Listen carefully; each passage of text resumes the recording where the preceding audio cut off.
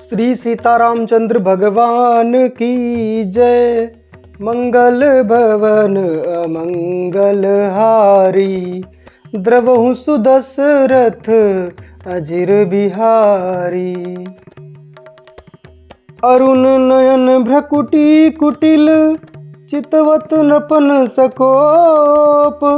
मनहु मत गज गन निरखी, सिंह किशोर ही चोप। उनके नेत्र लाल और भौहें टेढ़ी हो गईं और वे क्रोध से राजाओं की ओर देखने लगे, मानो मतवाले हाथियों का झुंड देखकर सिंह के बच्चे को जोश आ गया हो। अर्थात जब सभी राजा कहने लगे कि इन राम लक्ष्मण को बंदी बना लो, तो श्री लखनलाल जी को क्रोध आ गया और वे क्रोध से राजाओं की ओर इस प्रकार देखने लगे जैसे कि मतवाले हाथियों का झुंड देखकर सिंह के बच्चे को जोश आ गया हो। खर बरु देखी विकलपुर नारी, सब मिली दही मही पनगारी। तेहि अवसर सुनि शिव धनु भंगा, आयौ भृगुकुल कमल पतंगा। देखी महीप सकल सकुचाने, बाज झपट जनु लवा लुकाने। गौरी शरीर भूति बल ब्राजा, बाल विशाल त्रिपुंड विराजा। खरभरु देखी बिकलपुर नारी, खलबली देखकर जनकपुर की स्त्रियां व्याकुल हो गईं कि पता नहीं अब क्या होगा। एक तरफ तो वो राजा कह रहे हैं कि इनको बंदी बना लो, एक तरफ लक्ष्मण जी इस तरह से क्रोधित हो रहे हैं, ना जाने अब क्या होगा। और सब मिलकर राजाओं को गालियां देने लगी कि कितना अच्छा कार्यक्रम चल रहा था। जब राजा नहीं उठा पाए धनुष, तो राम जी ने धनुष को उठाकर तोड़ दिया और अब जयमाल भी हो गया है, तो इसके बाद ये राजा क्यों लफड़ा कर रहे हैं। तो इस तरह से सभी जो जनकपुर की स्त्रियां थीं वो उन राजाओं को कोसने लगी, उनको गालियां देने लगी। उसी मौके पर शिव जी के धनुष का टूटना सुनकर भृगुकुल रूपी कमल के सूर्य परशुराम जी आ गए। आयौ भृगुकुल कमल पतंगा। देखि महीप सकल सकुचाने, बाज झपट जनु लवा लुकाने। इन्हें देखकर सब राजा सकुचा गए, क्योंकि इनसे तो सब डरते थे। परशुराम जी से सारे राजा डरते थे, क्योंकि जो दुष्ट राजा थे वो तो डरते थे। मानो बाज के झपटने पर बटेर लुक गए हों। जैसे बाज आ जाता है, जितने बटेर पक्षी होते हैं वो छिप जाते हैं, उसी तरह से एक दूसरे के पीछे छिपने लगे राजा। गोरे शरीर पर विभूति बड़ी फव रही थी और विशाल ललाट पर त्रिपुंड विशेष शोभा दे रहा था। त्रिपुंड का तिलक धारण किए हुए थे और क्रोध से भरपूर आ रहे थे, मतलब आ ही चुके थे। शीस जटा शशि बदन सुहावा, सिर बस शीस जटा शशि बदन सुहावा। रिस बस कछुक अरुण होइयावा। भ्रकुटी कुटिल नयन रिस राते, सहजहुं चितवत मनहु रिसाते। सिर पर जटा है, सुंदर मुखचंद्र क्रोध के कारण कुछ लाल हो आया है। भौहें टेढ़ी और आंखें क्रोध से लाल हैं। सहज ही देखते हैं तो भी ऐसा जान पड़ता है मानो क्रोध कर रहे हों, क्योंकि उनका स्वभाव ही क्रोधी है। वृषभ कंधक उर बाहु विशाला, चारु जने उमाल मृग छाला। कटि मुनि बसन तून दुई बांधे, धनु सर कर कुठारु कल कांधे। बैल के समान ऊंचे और पुष्ट कंधे हैं, छाती और भुजाएं विशाल हैं। सुंदर यज्ञोपवीत धारण किए हुए हैं, माला पहने और मृग चर्म लिए हुए हैं। कमर में मुनियों का वस्त्र और 2 तरकस बांधे हैं। हाथों में धनुष बाण और सुंदर कंधे पर फरसा धारण किए हुए हैं। ये भगवान परशुराम के स्वरूप का वर्णन यहाँ पर किया गया कि उस समय पर वो कैसे दिख रहे थे। शांत बेसु करनी कठिन, बरन न जाई स्वरूप। धरि मुनि तनु जनु वीर रसु, आयौ जहाँ सब भूप। शांत वेश है परंतु करनी बहुत कठोर है।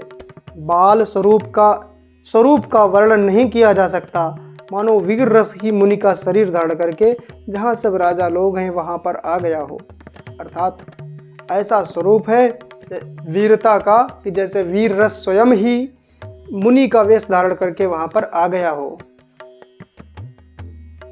देखत भृगुपति बेखु कराला, उठे सकल भल भय बिकल भुआला। पितु समेत कहि कहि निज नामा, लगे करन सब दंड प्रणामा।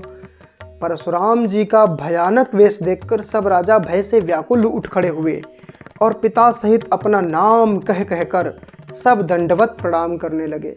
सभी अपने पिता का नाम बताने लगे और भगवान परशुराम को प्रणाम करने लगे कि मैं फला राजा का पुत्र हूँ, मैं फला राजा का पुत्र हूँ। इस तरह से जही सुभाय चित वही हितु जानी, सो जानई जनु आई खुटानी। जनक बहोरी आई सिरुनावा, सिय बोलाई प्रणाम करावा। परशुराम जी हित समझकर भी सहज ही जिसकी ओर देख लेते हैं वो समझता है मानो मेरी आयु पूरी हो गई। फिर जनक जी ने आकर सिर नवाया और सीता जी को बुलाकर प्रणाम कराया। इतना सब डरते हैं, इतना खौफ है परशुराम जी का उन दुष्ट राजाओं के हृदय में।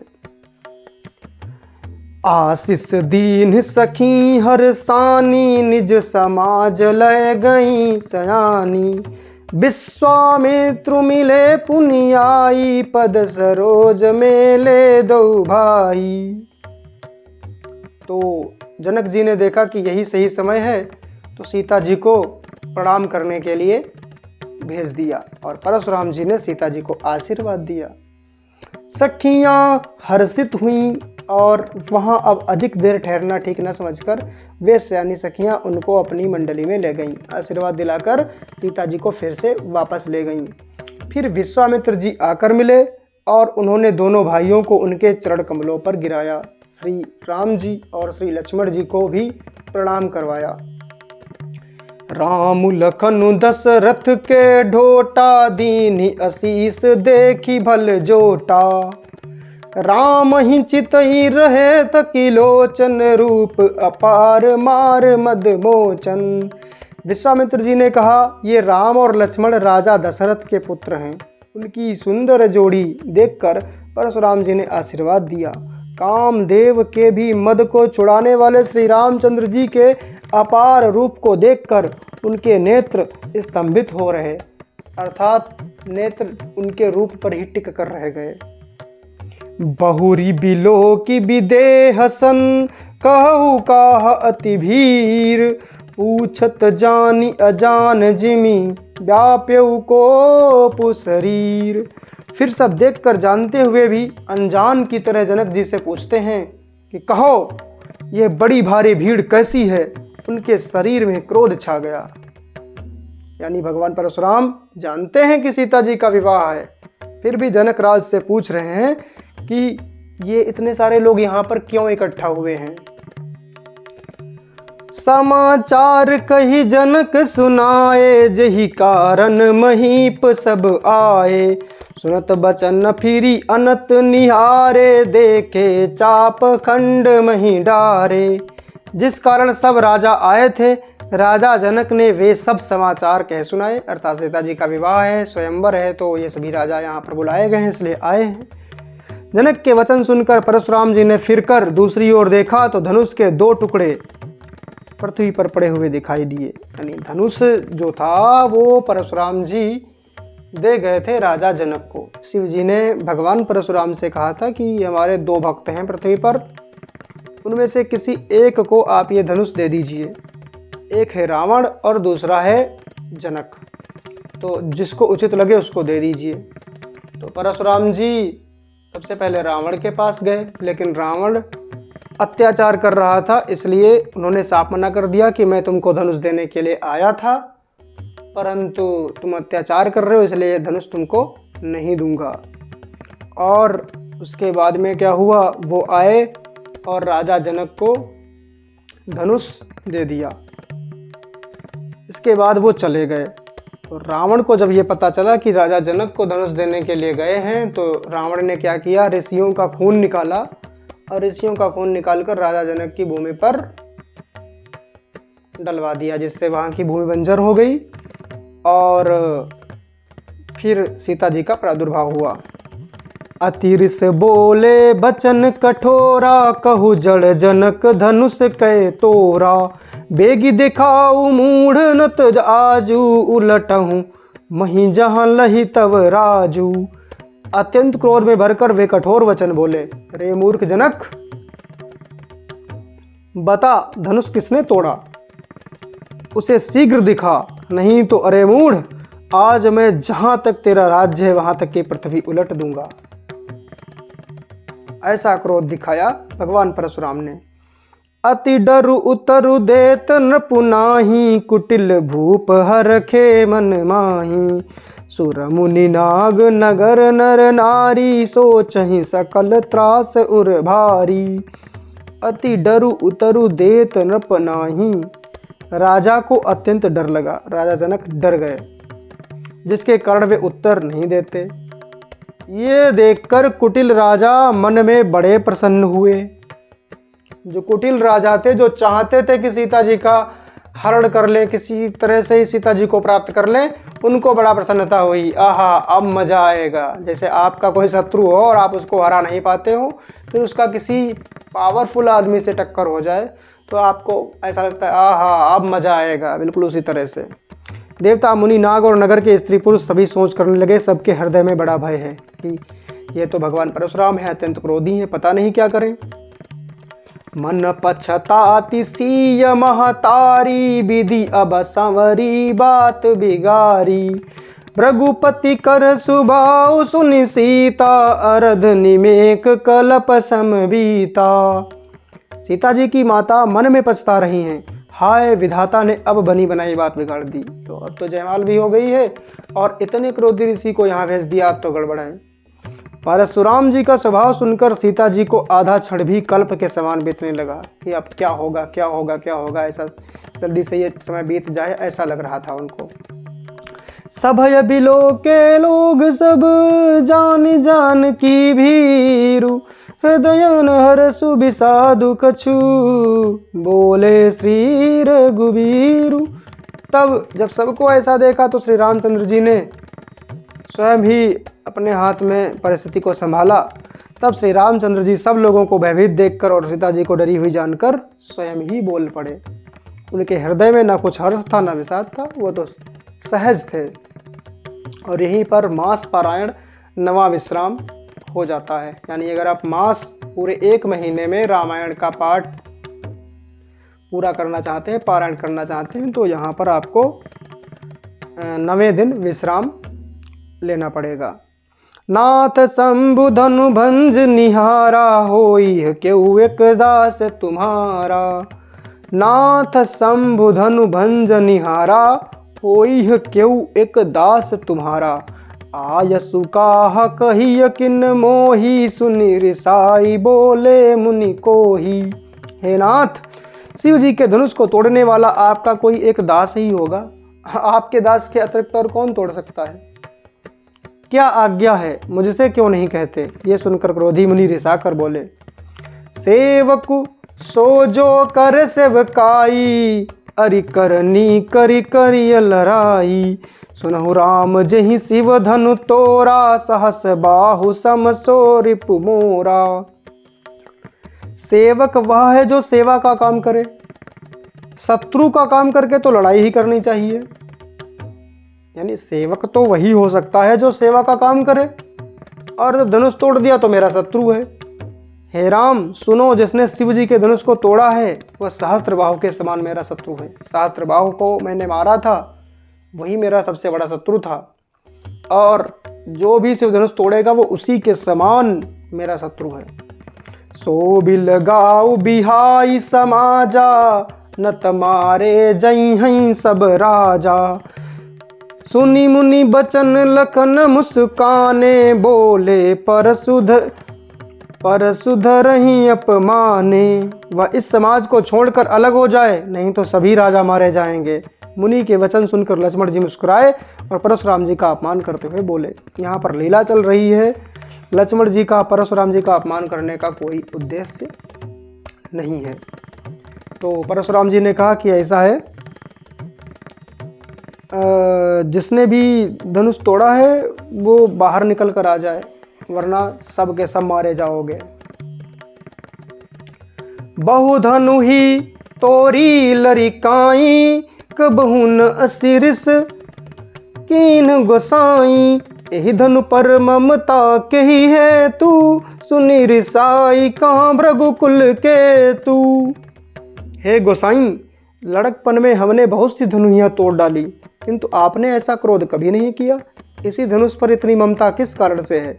ये सुनकर भृगुवंश की ध्वजा स्वरूप परशुराम जी कुपित होकर कहने लगे, लड़कपन में बहुत सी धनुष तोड़ डाली। यहाँ पर एक कथा आती है कि जब बहुत से राजाओं के धनुष इकट्ठा कर लिए थे, जितने राजाओं को, दुष्ट राजाओं को मारते थे परशुराम जी, उनके धनुष इकट्ठा कर लेते थे। और जब इतने सारे धनुष इकट्ठा हो गए तो धरती माता एक स्त्री का वेश बनाकर, और जो शेषनाग जी हैं वो एक बालक का वेश बनाकर उनके यहाँ आए और आश्रय मांगा रहने के लिए, और कहा कि हमारे इस बालक को, धरती माता जो स्त्री के वेश में थी, उन्होंने कहा कि हमारे बालक को आप सिखा दीजिए, लेकिन ये शरारती है, ये कुछ भी कर सकता है। तो परशुराम जी ने कहा ठीक है, कोई बात नहीं है, हम आपके बालक को सिखा देंगे।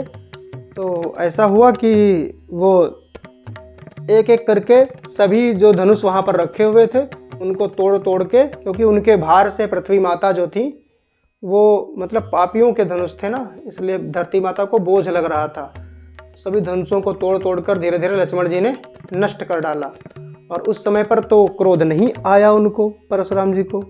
ये कथा इससे जुड़ी हुई है, तभी ऐसी बात कह रहे हैं। इसी धनुष पर इतनी ममता किस कारण से है? ये सुनकर भृगुवंश की ध्वजारूप परशुराम जी कुपित होकर कहने लगे, यानी इस समय पर, उस समय आपने क्रोध नहीं किया और इस धनुष पर ही इतनी ममता क्यों है? ऐसा सुनकर भृगुवंश की ध्वजा स्वरूप परशुराम जी कुपित होकर कहने लगे। तो जब ऐसा सुना तो परशुराम जी क्रोधित हो गए। रे नप बालक काल बस, बोलत तो ही न संभार, धनु ही सम त्रिपुरारि धनु, विदित सकल संसार। अरे राजपुत्र, काल के वश होने से तुझे बोलने में भी होश नहीं आया? सारे संसार में विख्यात शिव जी का यह धनुष क्या धनु ही के समान है? मतलब कह रहे हैं परशुराम जी, ये शिव जी का धनुष है, कोई साधारण धनुष नहीं जिससे तुम तुलना कर रहे हो। तो इसलिए इस धनुष की तुलना उन धनुहियों से मत करो जिनको तुमने तोड़ दिया है। लखन कहा हंसी हमरे जाना, सुनहु देऊ सब धनुष समाना, कांचतिला भुजून धनु तोरे, देखा राम नयन के भोरे। लक्ष्मण जी ने हंसकर कहा, हे देव सुनिए, हमारे जान में तो सभी धनुष एक से ही हैं, पुराने धनुष के तोड़ने में क्या हानि लाभ? श्री रामचंद्र जी ने तो इससे नवीन के धोखे से देखा था। यानी लक्ष्मण जी कह रहे हैं कि हमारे लिए तो सभी धनुष एक जैसे ही हैं, बाढ़ ही चलाना है उससे, और जो धनुष पुराना था उसको तोड़ने में क्या हानि लाभ? पुराना था, चला गया। और श्री रामचंद्र जी ने ये समझा कि ये नया है और इसको उठाया और वो टूट गया, तो हम क्या करें? छुवत टूट रघुपति हुन दोसु, मुनि बिनु काज करिय कत रोसु, बोले चितई परसु की ओरा, रेसठ सुने ही सुभाऊ न मोरा। फिर यह तो छूते ही टूट गया, इसमें रघुनाथ जी का भी कोई दोष नहीं है। मुनि, आप बिना ही कारण किस लिए क्रोध करते हैं? परशुराम जी अपने फरसे की ओर देखकर बोले, अरे दुष्ट, तूने मेरा स्वभाव नहीं। बालक बोली बधऊ नहीं तो ही, केवल मुनि जड़ जान ही मोही, बाल ब्रह्मचारी अति कोही, विश्व विदित क्षत्रिय कुल द्रोही। मैं तुझे बालक जानकर नहीं मारता हूँ, बालक हो इसलिए मैं तुमको मार नहीं रहा। इसका मतलब ये नहीं कि तुम कुछ भी बोलते जाओ। अरे मूर्ख, क्या तू मुझे निरा मुनि ही समझता है? क्या तुम समझते हो कि मैं केवल शास्त्र पढ़ाने वाला ही एक ऋषि हूँ? मैं बाल ब्रह्मचारी और अत्यंत क्रोधी हूँ। एक तो मैं बाल ब्रह्मचारी हूँ और दूसरे अत्यंत क्रोधी हूँ। क्षत्रिय कुल का शत्रु तो विश्व भर में विख्यात हूँ, और जो दुष्ट क्षत्रिय हैं उनको तो मारने के लिए मैं प्रसिद्ध हूँ ही। भुज बल भूमि भूप बिनु कीन्ही, विपुल बार मही देवन दीन्ही। सास बाहु भुज छेद निहारा, परसु बिलोक महीप कुमारा। अपनी भुजाओं के बल से मैंने पृथ्वी को राजाओं से रहित कर दिया और बहुत बार उसे ब्राह्मणों को दे डाला। हे राजकुमार, सास बाहु की भुजाओं को काटने वाले मेरे इस फरसे को देख। अब यहाँ पर कुछ लोग ब्राह्मणों और क्षत्रियों में लड़ाई लगाने के लिए, कुछ जो धूर्त लोग हैं वो ऐसा कहते हैं कि परशुराम जी तो क्षत्रियों को मारे थे और इतने उनके द्रोही थे। तो ऐसा नहीं है कि सारे क्षत्रियों को मारा, क्योंकि उनके समय पर राजा दशरथ भी थे, राजा जनक भी थे, और पता नहीं कितने राजा थे, उनको तो नहीं मारा। क्योंकि जो दुष्ट क्षत्रिय थे उनको मारने के लिए ही भगवान धरती पर अवतार लेते हैं। परित्राणाय साधूनाम विनाशाय च दुष्कृताम। साधुओं के परित्राण के लिए और दुष्टों के विनाश के लिए ही भगवान अवतार लेते हैं। तो दुष्टों को तो मारेंगे ही भगवान, फिर चाहे वो क्षत्रिय हो, चाहे रावण जैसा कोई ब्राह्मण ही क्यों ना हो, चाहे कोई वैश्य हो, चाहे कोई शूद्र हो, कोई भी हो, अगर वो दुष्ट है तो भगवान उसको मारेंगे। मातु पितहि जनि सोच बस, करसी महिष किशोर। गर्भन के अर्भक दलन, परसु मोर अति घोर। अरे राजा के बालक, तू अपने माता पिता को सोच के वश न कर। मेरा फरसा बड़ा भयानक है, यह गर्भों के बच्चों का भी नाश करने वाला है। तो भगवान परशुराम कह रहे हैं कि जो मेरा फरसा है ना वो बहुत भयानक है। यह जीवित की तो बात छोड़ दो, जो बालक गर्भ में है उनका भी नाश कर सकता है। बिहसी लखन बोले मृदुबानी, अहो मुनि सुमहाभट मानी। पुनि पुनि मोहि देखाव कुठारू, चाहत उड़ावन फूंकी पहारू। लक्ष्मण जी हंसकर कोमल वाणी से बोले, अहो मुनीश्वर, तो अपने को बड़ा भारी योद्धा समझते हो, बार बार मुझे कुल्हाड़ी दिखाते हो, फरसा दिखाते हो, फूंक से पहाड़ उड़ाना चाहते हो। इहाँ कुम्हड़ बतिया को नाही, जे तरजनी देखी मरी जाही। देखी कुठारू सरासन बाना, मैं कछु कहा सहित अभिमाना। यहाँ कोई कुम्हड़े की बतिया, अर्थात कुम्हड़ा कहते हैं, वैसे तो हमारे यहाँ तो कद्दू को कुम्हड़ा कहा जाता है, और यहाँ पर लिखा हुआ छोटा कच्चा फल। कोई भी कच्चा फल जो छोटा होता है, तो जब वो कोई बच्चा उसकी तरफ उंगली उठाता है, वो देखिए बतिया है, तो उसकी माँ कहती है कि बतिया की तरफ उंगली मत करो, क्योंकि उंगली देखकर वो मर जाएगी, यानी फिर आगे बढ़ेगी नहीं, उतनी ही बड़ी रह जाएगी। ऐसा हमारे यहाँ पर प्रचलन है, तो शायद ऐसा ही लिखा है यहाँ पे। यहाँ कोई कुम्हड़े की बतिया नहीं है जो तर्जनी उंगली को देखते ही मर जाती है। कुठार और धनुष बाण देखकर ही मैंने कुछ अभिमान सहित कहा था। मैंने तो देखा है ना कि आपके पास में कुठार है, धनुष बाण है, सब पहले से ही देख रखा है। भृगुसुत समुझि जनेऊ बिलो की, जो कछुकाऊ सहुरिस रोकी। सुरमय सुर हरिजन रुगाई, हमरे कुल इन पर न सुराई। भृगुवंशी समझकर और यज्ञोपवीत देखकर तो जो कुछ आप कहते हैं उसे मैं क्रोध को रोक कर सह लेता हूँ। देवता, ब्राह्मण, भगवान के भक्त और गौ, इन पर हमारे कुल में वीरता दिखाई जाती है। तो लक्ष्मण जी कह रहे हैं कि हम ये देख रहे हैं कि आप भृगुवंशी ऋषि हैं और यज्ञोपवीत धारण किए, इसलिए ब्राह्मण हैं, और हमारे कुल में देवता, ब्राह्मण, भगवान के भक्त और गौ, इन पर वीरता नहीं दिखाई जाती, यानी इनसे युद्ध नहीं किया जाता है, इन पर अस्त्र नहीं उठाया जाता है। बधे पापु अपकीर तिहारे, मारत हूँ पापरिय तुम्हारे। कोटि कुलिस सम बचनु तुम्हारा, व्यर्थ धरऊँ धनुबान कुठारा। क्योंकि इन्हें मारने से पाप लगता है और इनसे हार जाने पर अपकीर्त होती है, इसलिए हम इनसे अटकते नहीं। इसीलिए आप मारें तो भी मैं आपके पैर ही पड़ना चाहिए। आपका एक एक वचन ही करोड़ों वज्रों के समान है। धनुष बाण और कुठार तो आप व्यर्थ ही धारण करते हैं, क्योंकि आप बोलते ही इतना कठोर हैं कि आपको धनुष की जरूरत ही नहीं है। आपकी जो वाणी है यही कठोर वज्रों के समान है। जो बिलो की अनुचिति कहूँ क्षमहु महामुनि धीर, सुनि सरोस भृगुमंस बंस मणि बोले गिरा गंभीर। इन्हें धनुष बाण और कुठार को देखकर मैंने कुछ अनुचित कहा हो तो उसे हे धीर महामुनि क्षमा कीजिए। ये सुनकर भृगुवंश मणि परशुराम के क्रोध के साथ गंभीर वाणी से बोले। अब भैया एक तरफ तो मतलब कहते जा रहे हैं लक्ष्मण जी, और दूसरी तरफ क्षमा भी मांग रहे हैं कि अगर मैंने कुछ कठोर कहा हो तो क्षमा कीजिए। इससे परशुराम जी को और ज़्यादा क्रोध आ गया। कौशिक सुनो मंद यहु बालकु, कुटिल काल बस निज कुल घालकु, भानुवंश राकेश कलंकु, निपटक निरंकुश अबुध असंकु।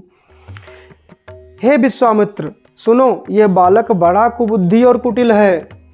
काल के वश होकर यह अपने कुल का घातक बन रहा है। यह सूर्यवंश रूपी पूर्णचंद्र का कलंक है। यह बिल्कुल उद्दंड मूर्ख और निडर है। अब परशुराम जी से कह रहे हैं, अब विश्वामित्र जी से परशुराम जी कह रहे हैं कि इस बालक को संभालो। अभी तक मैंने सूर्यवंश के किसी भी राजा को नहीं मारा है, और मुझे लगता है कि इस बालक की वजह से मुझे सूर्यवंश के भी किसी को मारना पड़ेगा, क्योंकि सूर्यवंश में सब धर्मात्मा राजा हुए और परशुराम जी ने तो दुष्ट राजाओं को ही मारा था। है वंशी क्षत्रिय जो थे उनको मारा था, क्योंकि वो ऋषियों का अनादर कर रहे थे, और जो जमदग्नि ऋषि के आश्रम में गौ माता थी कामधेनु नंदिनी, उन्हीं को हर के ले गया था, हरण करके, और उनसे कह रहा था कि मदिरा प्रकट करो, सुंदर कन्याएं प्रकट करो, यानी व्यर्थ के जो भोग की सामग्रियां हैं उनको मांग रहा था। और जब उन्होंने ऐसा नहीं किया गौ माता ने, तो उनको मारने के लिए अस्त्र तक उठा लिया। इसीलिए परशुराम जी को और ज़्यादा क्रोध आ गया था। काल कवलु होई छन माही, करो पुकारी खोरी मोहि नाही, तुम अटकाऊं जो चाहूं उबारा, कही प्रताप बलु रोसु हमारा।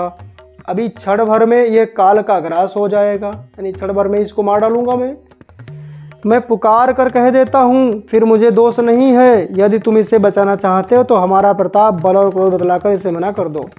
हाँ, परशुराम जी कह रहे हैं कि ऐसा है, मैं इसको क्षण भर में मार डालूंगा, इसीलिए मैं तुमको बुलाकर कहता हूँ कि फिर बाद में मुझे मत दोष देना। इसको ले जाओ, समझा बुझाकर शांत करो। लखन कहे मुनि सुजसु तुम्हारा, तुम ही अचत को बरने पारा, अपने मुँह तुम आपन करनी, बार अनेक भांति बहुबरनी। लक्ष्मण जी ने कहा, हे मुनि, आपका सुयश आपके रहते दूसरा कौन वर्णन कर सकता है।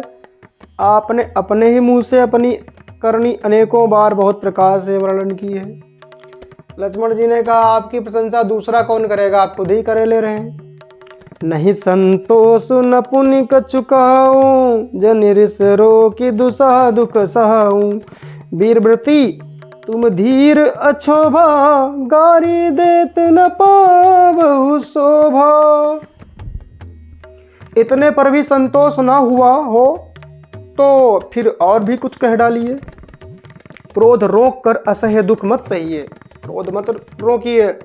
आप वीरता का व्रत धारण करने वाले, धैर्यवान और क्षोभ रहित हैं, तो गाली देते शोभा नहीं पाते। सूर समर करनी करही, कहीं न जना वहीं आप, विद्यमान रन पाई रिपु, कायर कथहि प्रताप। शूरवीर तो युद्ध में करनी करते हैं, यानी शूरवीरता का कार्य करते हैं, कहकर अपने को नहीं जनाते। शत्रु को युद्ध में उपस्थित पाकर कायर ही अपने प्रताप की डींग मारा करते हैं। तुम तो कालू हाँक जनु लावा, बार बार मोहि लागी बोलावा। सुनत लखन के बचन कठोरा, परसु सुधारी धरे उगर कर घोरा। आप तो मानो काल को हाँक लगाकर बार बार उसे मेरे लिए बुलाते हैं कि आओ मौत आओ आओ आओ। लक्ष्मण जी के कठोर वचन सुनते ही परशुराम जी ने अपने भयानक फरसे को सुधार कर हाथ में ले लिया कि अब तो मार डालूंगा। अब जनि देई दोष मोहि लोगु, कटुबादी बालक बध जोगु। बाल बिलो की बहुत मैं बाँचा, अब यहु मर निहार बा साँचा। और बोले अब लोग मुझे दोष ना दें, ये कड़वा बोलने वाला बालक मारे जाने के ही योग्य है। इसे बालक देखकर मैंने बहुत बचाया, पर अब यह सचमुच मरने को ही आ गया है। मैं तो समझ रहा था बालक है तो हो सकता है कि कुछ देर के बाद शांत हो जाए, लेकिन ये तो शांत ही नहीं हो रहा है। अब तो मार ही डालूंगा। कौशिक कहा क्षमिय अपराधु, बाल दोक गुण गनहि न साधु। खर कुठार में अकरन को ही, आगे अपराधी गुरुद्रोही। उतर देत छोड़ो बिनु मारे, केवल कौशिक सील तुम्हारे। नत एहि काटी कुठार कठोरे, गुरहि उरिन होत्यूं श्रम थोरे। विश्वामित्र जी ने कहा अपराध क्षमा कीजिए। बालकों के दोष और गुण को साधु लोग नहीं गिनते। बालकों में कोई दोष हो कोई गुण हो, साधु लोगों को क्या फर्क पड़ता है इससे। तीखी धार का कुठार जो आप धारण किए हुए हाथ में फरसा, मैं दया रहित और क्रोधी, और यह गुरुद्रोही और अपराधी मेरे सामने। परशुराम जी ने कहा मेरे हाथ में कुठार है, मैं दया रहित हो गया हूँ क्योंकि मैंने इतने क्षत्रियों को मारा है, इन दुष्टों को मारा है कि दया खत्म हो गई है। और क्रोधी भी हूँ, और यह गुरुद्रोही है, और ये मेरे सामने अपराध भी कर रहा है, उत्तर दे रहा है। इतने पर भी मैं इसे मारे बिना छोड़ रहा हूँ। सो हे विश्वामित्र, ये क्यों कर रहा हूँ? केवल तुम्हारे सील से, यानी तुम्हारे प्रेम के कारण। आप मेरा सम्मान करते हैं और ये आपका शिष्य है क्योंकि आपने इसे प्रणाम करवाया था, इसलिए मैं छोड़ रहा हूँ।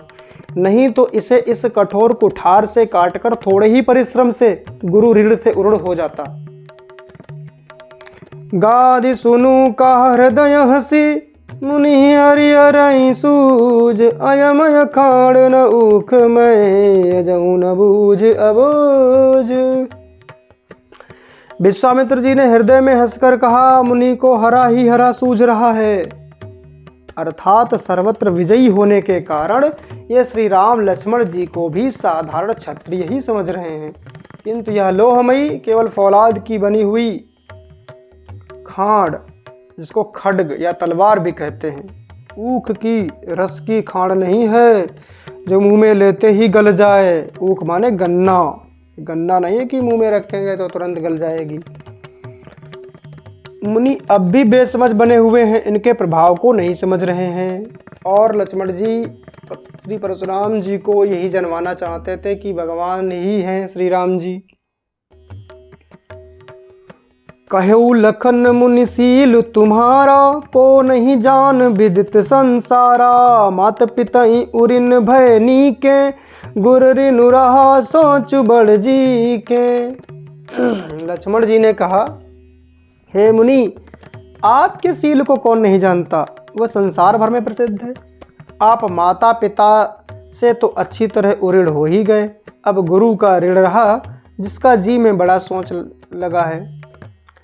सो जनु हम रही माथे काड़ा, दिन चल गए ब्याज बड़ बाढ़ा। अब आनिया व्यवहरिया बोली, तुरत देऊ मैं थैली खोली। वह मानो हमारे ही मत्थे काढ़ा था, बहुत दिन बीत गए, इससे ब्याज भी बहुत बढ़ गया होगा। अब किसी हिसाब करने वाले को बुला लाइए, मैं तुरंत थैली खोल कर दे दूँ, क्योंकि इतने सारे लोगों को मारकर माता पिता का ऋण उतार दिया, क्योंकि जिन्होंने आपके माता पिता को कष्ट दिया था, आपके माता पिता का वध किया था, उनको तो आपने मार दिया, उन क्षत्रियों को। अब हो सकता है कि अपने गुरु का ऋण उतारने के लिए आप हमारा ही प्रयोग करने वाले हों, तो थोड़ा हिसाब कर लीजिए कि वो कितना हो गया है गुरु ऋण। मैं थैली खोल दूँ और उसको चुका दूँ। सुनि कटु बचन कुठार सुधारा, हाय हाय सब सभा पुकारा। भृगुबर परसु देखावहु मोही, विप्र विचारी बचऊ नृप दोही। लक्ष्मण जी के कड़वे वचन सुनकर परशुराम जी ने कुठार संभाला, अब तो नहीं छोड़ूंगा। सारी सभा हाय हाय कह के पुकार उठी, अरे अब क्या होगा, अब क्या होगा। लक्ष्मण जी ने कहा, हे भृगुश्रेष्ठ, आप मुझे फरसा दिखा रहे हो, पर हे राजाओं के शत्रु मैं ब्राह्मण समझकर बचा रहा हूँ। मिले न कबहु सुभट रन गाढ़े, दुज देवता घर ही के बाड़े। अनुचित कही सब लोग पुकारे, रघुपति शयन लखनु निवारे। आपको कभी रणधीर बलवान वीर नहीं मिले, हे ब्राह्मण देवता, आप घर ही में बड़े हैं। यह सुनकर अनुचित है कहकर सब लोग पुकार उठे। तब श्री रघुनाथ जी ने इशारे से लक्ष्मण जी को रोक दिया, अब रुक जाओ, अब मत कुछ कहना, क्योंकि ये बहुत कह चुके हो।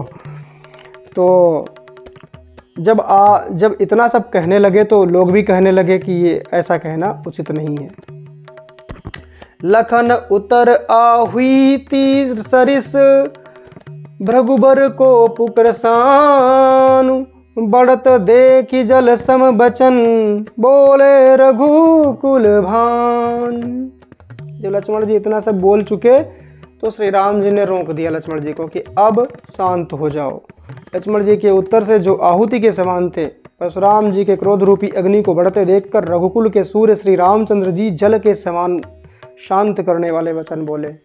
यानी जो क्रोध रूपी अग्नि थी उसमें आहुति पे आहुति दिए जा रहे थे। जैसे अग्नि में आहुति दी जाती है तो अग्नि की जो ज्वाला है वो बढ़ती जाती है, उसी तरह से जब लक्ष्मण जी बात पे बात कहते जा रहे थे, इससे परशुराम जी का क्रोध बढ़ता जा रहा था। तब भगवान श्री राम ने उनको रोका और अपने शीतल करने वाले, जल के समान शीतल करने वाले वचन बोले। जब आग बढ़ती है तो क्या करते हैं, उस पर जल के छींटे मारते हैं तो वो शांत हो जाती है। नाथ करहूँ बालक पर छोहू, सूध दूध मुँह करियन कोहू। जौ पे प्रभु प्रभाव कछु जाना, तो की बराबरी करत अयाना। हे नाथ, बालक पर कृपा कीजिए, इस सीधे और दुधमुहे बच्चे पर क्रोध न कीजिए। यदि यह प्रभु का अर्थात आपका कुछ भी प्रभाव जानता तो क्या यह बेसमझ आपकी बराबरी करता। कि जैसा आप इसको कह सकते हैं वैसा ये आपको नहीं कह सकता, क्योंकि ये छोटा है, ये आपकी महिमा को नहीं जानता, इसीलिए ऐसा कर रहा है। जौ लरिका कछु अचगरी करही, गुरु पितु मातु मोद मन भरही। करिए कृपा शिशु सेवक जानी, तुम समशील धीर मुनि ज्ञानी। बालक यदि कुछ चपलता भी करते हैं तो गुरु पिता और माता मन में आनंद से भर जाते हैं, अतः इसे छोटा बच्चा और सेवक जानकर कृपा कीजिए। आप तो समदर्शी हैं, सबको समान दृष्टि से देखते हैं, सुशील हैं, धीर हैं और ज्ञानी मुनि हैं।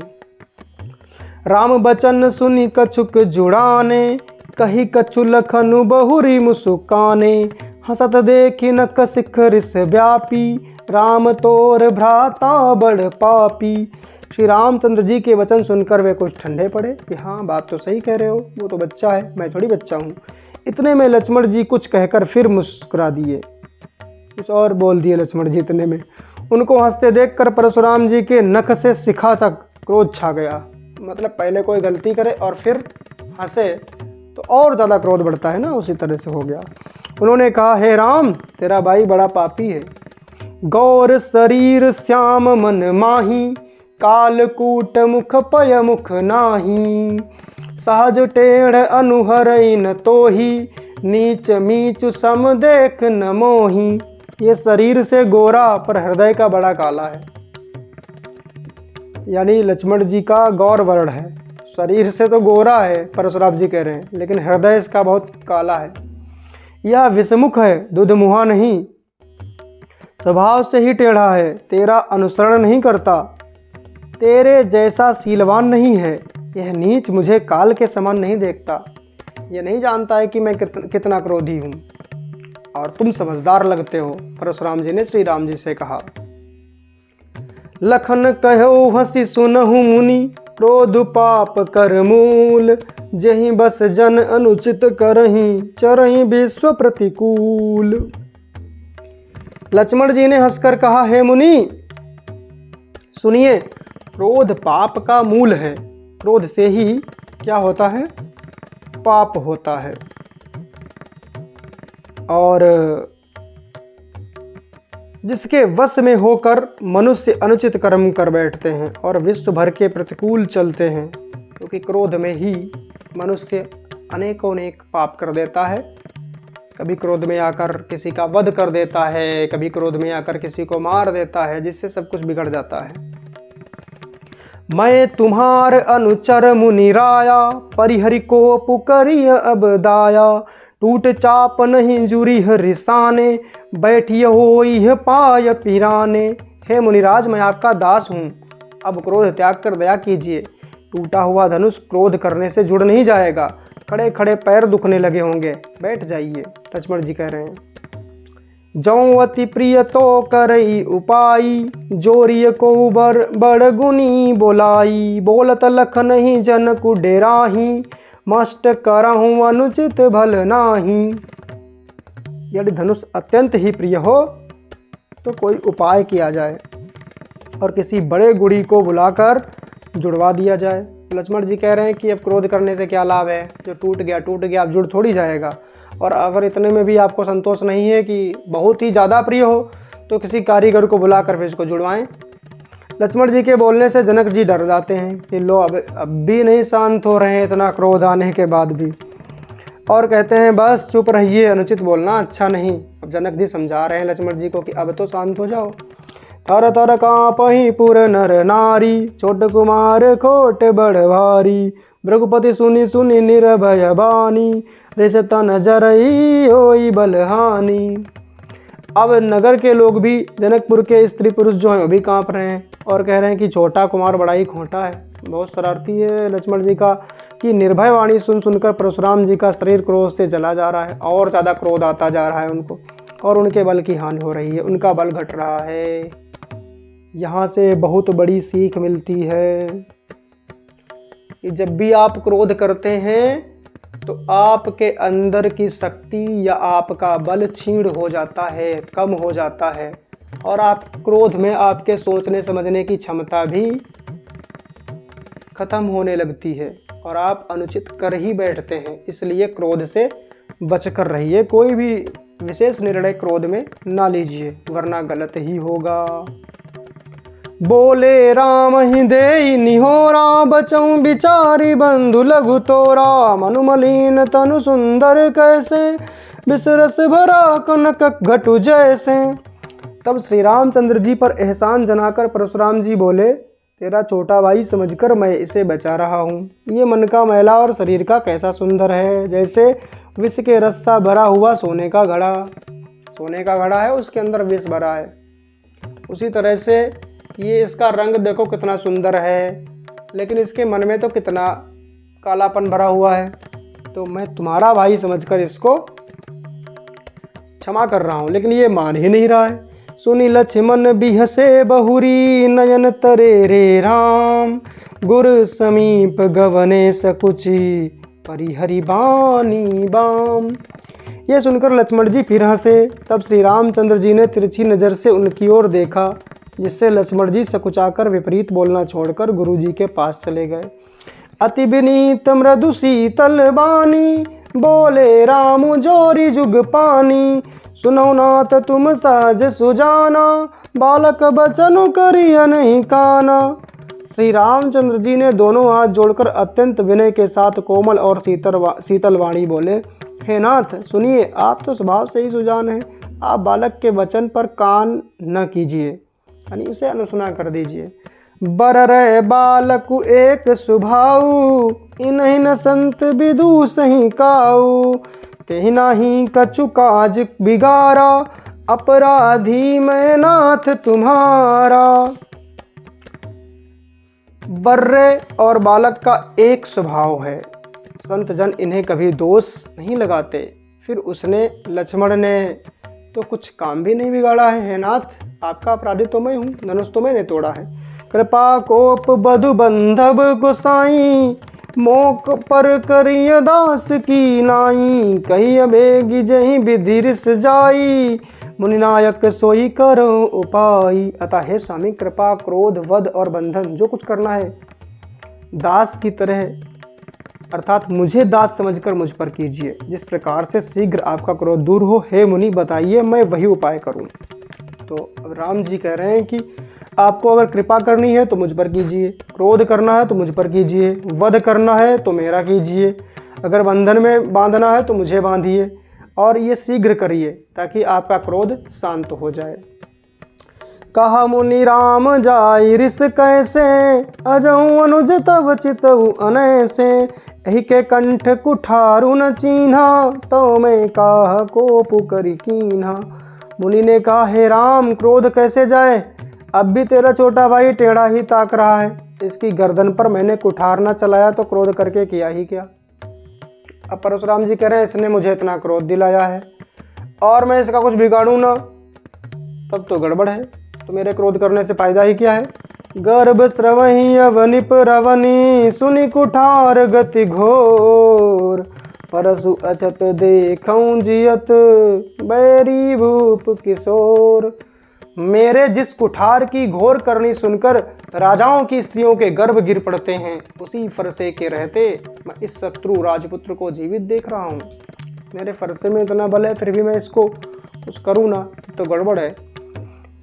बहाई नहा तुदाई रिस छाती, बा कुठार कुंठित नृप घाती, भयउ बाम विधि फिरे सुभाऊ, मोरे हृदय कृपा कसिया काऊ। हाथ चलता नहीं, क्रोध से छाती जली जाती है, राजाओं का घातक यह कुठार भी कुंठित हो गया, विधाता विपरीत हो गया, इससे मेरा स्वभाव बदल गया, नहीं तो भला मेरे हृदय में किसी समय भी कृपा कैसी। यानी कह रहे हैं कि मैं मारना तो चाहता हूं लेकिन मेरा यह फरसा उठता ही नहीं, वरना अब तक ये बचता नहीं। आजु दया दुख दुसह सुहावा, सुनि सौमित्र बिहसि सिरुनावा, बाऊ कृपा मूर्ति अनुकूला, बोलत बचन झरत जन फूला। आज दया मुझे यह दुसह दुख सहा रही है। ये सुनकर लक्ष्मण जी ने मुस्कुराकर सिर नवाया और कहा, आपकी कृपा रूपी वायु भी आपकी मूर्ति के अनुकूल ही है। वचन बोलते हैं तो मानो फूल झड़ रहे हैं। जौ पे कृपा जरिय मुनि गाता, क्रोध भय तनु राख विधाता, देखू जनक हटी बालक एहूं, कीन चाहत जड़ जमपुर गेहूं। हे मुनि, यदि कृपा करने से आपका शरीर जला जाता है तो क्रोध होने पर तो शरीर की रक्षा विधाता ही करेंगे। जब आप कृपा कर रहे हैं तो आपका क्रोध से शरीर जल रहा है, तो यदि आप क्रोध करेंगे तो फिर पता नहीं क्या होगा। हे जनक, परशुराम जी ने कहा, हे जनक, देख यह मूर्ख बालक हट करके यमपुरी में निवास करना चाहता है। परशुराम जी कह रहे हैं, लो ये अब भी नहीं मान रहा है।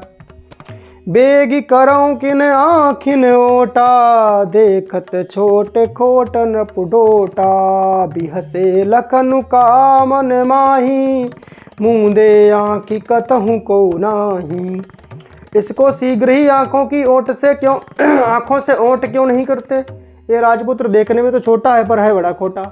लक्ष्मण जी ने हंसकर मन ही मन कहा, आँख मूंद लेने पर कहीं कोई नहीं है, मतलब आप आँख बंद कर लो तो हम आपको दिखाई ही नहीं पड़ेंगे।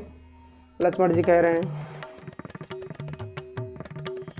परशुराम तब राम प्रति, बोले उर अति क्रोधु, शंभु सरासनु तोरी सठ, करसी हमार प्रबोधु। तो परशुराम जी हृदय में अत्यंत क्रोध भरकर श्री राम जी से बोले, अरे शठ, तो शिव जी का धनुष तोड़कर उल्टा हमी को ज्ञान सिखाता है।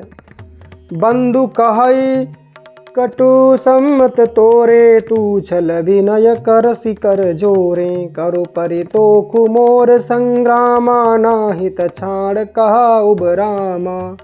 तेरा यह भाई तेरी ही सम्मति से कटु वचन बोलता है, वरना तू रोक नहीं लेता इसको, और तू छल से हाथ जोड़कर विनय करता है। या तो युद्ध में मेरा संतोष कर, नहीं तो राम कहलाना छोड़ दे।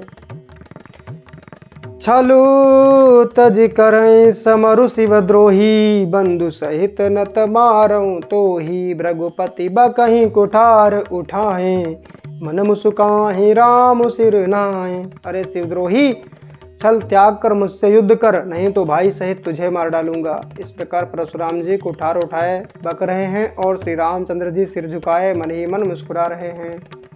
श्री रामचंद्र जी और परशुराम जी दो नहीं हैं, वो एक ही हैं, क्योंकि श्री राम जी भी भगवान के अवतार हैं और श्री परशुराम जी भी भगवान के ही अवतार हैं। तो यहाँ पर तो लीला चल रही है और लोग इसको व्यर्थ ही समझ लेते हैं। गुनह लखन कर हम पर रोसु, कतहु सुधाई हूँ ते बड़ दोखू, दे टेढ़ जान सब बंदई काहू, बक्र चंद्र मही ग्रसई न राहू।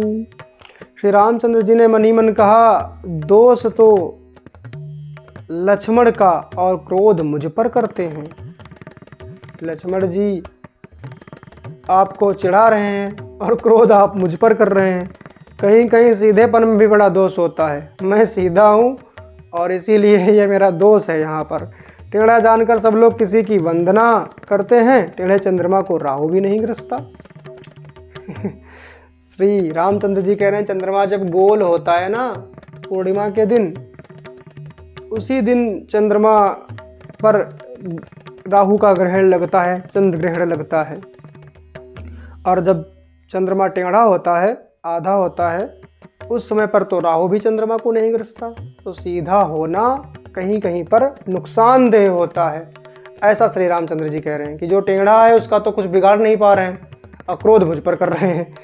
राम कहऊ रिस तजिय मुनीसा, कर कुठारु आगे यह सीसा, जहीं रिस जाई करिय सोई स्वामी, मोहि जानिय आपन अनुगामी। रामचंद्र जी ने कहा है, मुनीश्वर क्रोध छोड़िए, आपके हाथ में कुठार है और मेरा यह सिर आगे है। जिस प्रकार आपका क्रोध जाए है स्वामी, वही कीजिए। मुझे अपना अनुचर जानिए, यानी अपना दास जानिए, और ये आपका कुठार है और ये मेरा सिर है, चाहें तो काट दीजिए। प्रभु ही सेवक ही समरु कस, तजऊं बेप्र बर रोसु, भेसु बिलो के कह सि कछु, बालक हूँ नहीं दोसु। स्वामी और सेवक में युद्ध कैसा है? ब्राह्मण श्रेष्ठ, क्रोध का त्याग कीजिए। आपका वीरों का सा वेश देखकर ही बालक ने कुछ कह डाला था, वास्तव में उसका भी कोई दोष नहीं है। देखी कुठार बाण धनुधारी, बैलरी कहीं रिस बीरु बिजारी, नाम जान पे तुम ही न चीन्हा, बंस सुभाय उतरु तेहि दीन्हा। आपको कुठार बाण और धनुष धारण किए देखकर और वीर समझकर बालक को क्रोध आ गया। वह आपका नाम तो जानता था, पर उसने आपको पहचाना नहीं। आपने रघुवंश के स्वभाव के अनुसार उसने उत्तर दिया, जो तुम औते हूँ मुनि की नाई, पद रज सिर से सुधरत गोसाई, छवहूँ चूक अनजानत केरी, चाहिए भी प्रउर कृपा घनेरी। यानी श्री रामचंद्र जी कह रहे हैं कि आप इस तरह से आए थे जैसे युद्ध में चुनौती दे रहे हों। तो लक्ष्मण जी ने युद्ध में जो मतलब रघुवंश की रीति है कि युद्ध में चुनौती देता है तो उसको तो उत्तर देना ही पड़ता है, या तो युद्ध करके हराओ या फिर जो है टक्कर लो। लेकिन अगर आप मुनि के वेश में आते तो आपका पूरी तरह से वो सम्मान करते। जो तुम औते हो मुनि की नाई, पद रज सिर से सुधरत गोसाई। यदि आप मुनि की तरह आते तो हे स्वामी, बालक आपके चरणों की धूलि सिर पर रखता। अनजाने की भूल को क्षमा कीजिए। ब्राह्मणों के हृदय में बहुत अधिक दया होनी चाहिए। हम ही तुम ही सरी बस करी ना था, कहूँ न कहाँ चरण कहाँ माथा, राम मात्र लघु नाम हमारा, परसु सहित बड़े नाम तोहारा। हे नाथ, हमारी और आपकी बराबरी कैसी? कहिए ना, कहाँ चरण और कहाँ मस्तक, कहाँ मेरा राम मात्र छोटा सा नाम और कहाँ आपका परशु सहित बड़ा नाम परशुराम। कह रहे हैं मैं तो क्षत्रिय कुल में जन्मा हूँ और आप तो ब्राह्मण कुल में जन्मे हैं, आप तो मुझसे श्रेष्ठ हैं ही। मैं चरण हूँ, आप मस्तक हैं। मेरा तो छोटा सा नाम है राम, और आपका नाम तो राम ही था, परशुराम जी का भी नाम राम ही था, और बलराम जी का नाम भी राम है। बलराम जी के दो नाम हैं, एक है बल और एक है राम। बलराम नाम नहीं है, इन दोनों को एक में मिलाकर लोग बलराम कहने लगे। और एक राम जी हैं और एक परशुराम जी हैं। तो परशुराम जी का नाम भी राम ही था, लेकिन जब शिव जी ने इनको परशु अस्त्र के रूप में दे दिया, तब से इनका नाम परशुराम जी हो गया। देव एक गुण धनुष हमारे, नव गुण परम पुनीत तुम्हारे। सब प्रकार हम तुम संहारे, क्षमहु विप्र अपराध हमारे। हे देव, हमारे तो एक ही गुण धनुष हैं, और आपके परम पवित्र शम दम तप शौच क्षमा सरलता ज्ञान विज्ञान और आस्तिकता, ये 9 गुण हैं। हम तो सब प्रकार से आपसे हारे हैं। हे विप्र, हमारे अपराधों को क्षमा कीजिए।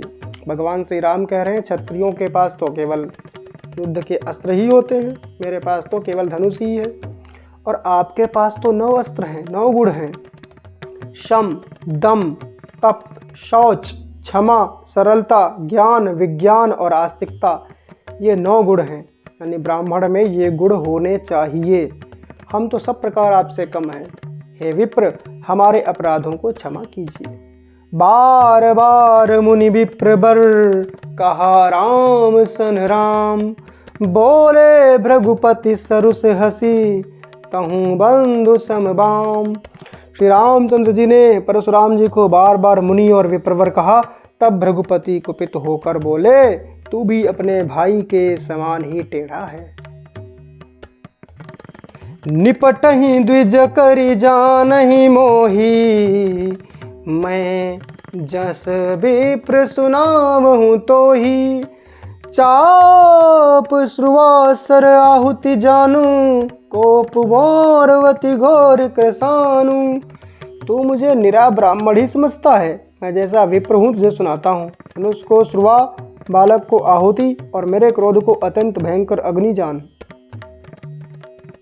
अर्थात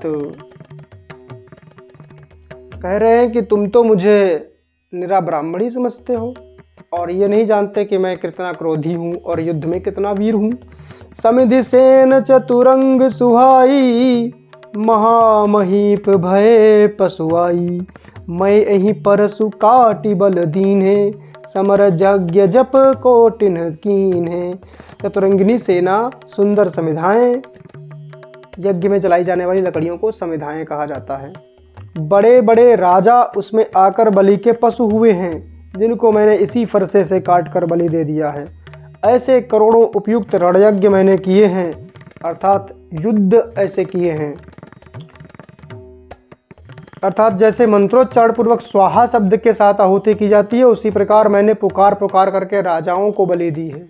जैसे ब्राह्मण यज्ञ में स्वाहा के साथ आहुति देते हैं, और उसी तरह से मैंने क्या किया है, राजाओं की बलि दी है, यानी राजाओं को मारा है। देखिए, जो होम होता है उसमें स्वाहा से आहुति दी जाती है, और यज्ञ में वषट्कार से आहुति दी जाती है। तो जिसमें स्वाहा से दी जाती हो उसको होम कहेंगे, यज्ञ नहीं कहेंगे। मोर प्रभाव विदित नहीं तोरे, बोलसी निधरि विप्र के भोरे। भंजऊ चापु दापु बड़ बाढ़ा, अहमिति मनहु जीति जग उठाड़ा। मेरा प्रभाव तुझे मालूम नहीं, इसी से तू ब्राह्मण के धोखे मेरा निरादर करके बोल रहा है। धनुष तोड़ डाला, इससे तेरा घमंड बहुत बढ़ गया है। ऐसा अहंकार है मानो संसार को जीत कर खड़ा है। परशुराम जी कह रहे हैं कि तुझको भी मेरा प्रभाव मालूम नहीं है। श्री राम जी से कह रहे हैं, तुम समझ रहे हो कि मैं ब्राह्मण हूँ, कुछ भी बोल लूँ। तुमने धनुष तोड़ दिया इसलिए घमंड बढ़ गया है, और तुमको ऐसा लगता है कि तूने पूरे संसार को जीत लिया है। राम कहा मुनि कहा बिचारी, रिस अति बड़ी लघु चूक हमारी। छुअत ही टूट पिनाक पुराना, मैं कहीं है तू करो अभिमाना। श्री रामचंद्र जी ने कहा, हे मुनि विचार कर बोलिए, आपका क्रोध बहुत बड़ा है और मेरी भूल बहुत छोटी है। इतनी छोटी सी भूल के लिए इतना बड़ा क्रोध मत कीजिए। पुराना धनुष था, छूटे ही टूट गया, तो मैं किस प्रकार अभिमान करूं। जो हम निदरही विप्रबदी, सत्य सुनऊ रघुनाथ, तो वस को जग शुभ तुझही, भय बस ना वही मात। हे रघुनाथ, यदि हम सचमुच ब्राह्मण कहकर निरादर करते हैं तो यह सत्य सुनिए, फिर संसार में ऐसा कौन योद्धा है जिसे हम डर के मारे मस्तक नवाएं। देवदनुज भूपति भट नाना, समबल अधिक हो बलवाना, जोरन हमई पचारे को, लरई सुखेन कालुकिन हो। देवता दैत्य राजा या और बहुत से योद्धा, वे चाहे बल में हमारे बराबर हों चाहे अधिक बलवान हों, यदि रण में हमें कोई भी ललकारेगा तो हम उससे सुखपूर्वक लड़ेंगे, चाहे काल ही क्यों ना हो। यानी युद्ध करना तो क्षत्रियों का धर्म ही है। यदि किसी ने युद्ध में ललकारा है तो अवश्य ही लड़ना चाहिए, वो अधिक बलवान हो या कम बलवान हो। क्षत्रिय तनुधरि समर सकाना, कुल कलंकुत ही पावर आना, कहाउ सुभाउ न कुल ही प्रशंसी, कालहु डरहि नरन रघुवंशी। क्षत्रिय का शरीर धरकर जो युद्ध में डर गया, उस नीच ने अपने कुल पर कलंक लगा दिया। मैं स्वभाव से ही कहता हूँ, कुल की प्रशंसा करके नहीं, कि रघुवंशी रण में काल से भी नहीं डरते। काल भी आकर ललकारेगा तो रघुवंशी अवश्य ही लड़ेंगे। विप्रवंश कै असि प्रभुताई, अभय होई जो तुम ही डराई, सुनी मृदुगूढ़ बचन रघुपति के, उघरे बटल पटल परशुधर मति के।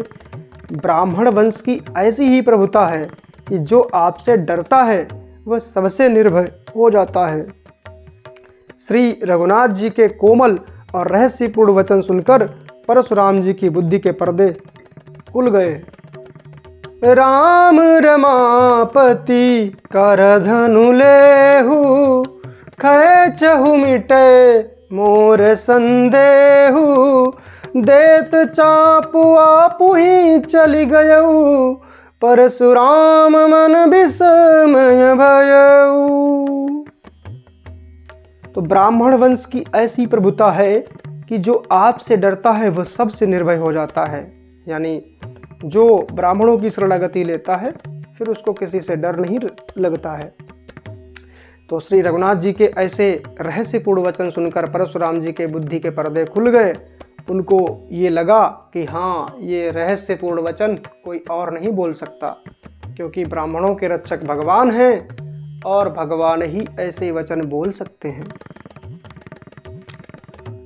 हे राम, परशुराम जी ने कहा, हे राम, हे लक्ष्मीपति, मैं जान गया हूँ कि आप ही लक्ष्मीपति नारायण हैं।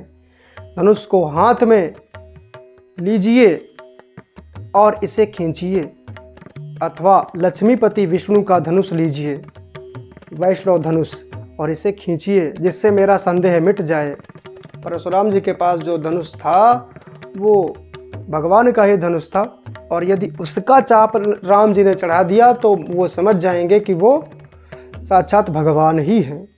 परशुराम जी धनुष देने लगे तब वह अपने आप ही चला गया। जिनका धनुष उनके पास अपने आप ही तो चला जाएगा। तब परशुराम जी के मन में बड़ा आश्चर्य हुआ। जाना राम प्रभाव तब पुलक प्रफुल्लित गात, जोरी पानी बोले बचन हृदय न प्रेम अमात। तब उन्होंने श्री राम जी का प्रभाव जाना, जिसके कारण उनका शरीर पुलकित और प्रफुल्लित हो गया। वे हाथ जोड़कर वचन बोले, प्रेम उनके हृदय में समाता न था।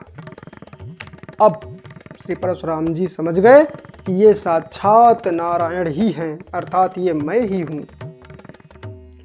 तो मित्रों, इस तरह से श्री परशुराम जी और श्री लक्ष्मण जी का संवाद पूर्ण होता है, और अगले वीडियो में आगे की कथा श्रवण करेंगे। तब तक के लिए जय श्री राम, और चैनल को सपोर्ट कीजिए ताकि आपको लगातार श्री रामायण जी की कथा श्रवण करने को मिलती रहे। जय जय श्री सीताराम, जय जय श्री राधे श्याम। नमः पार्वती पतये, हर हर महादेव शंभु।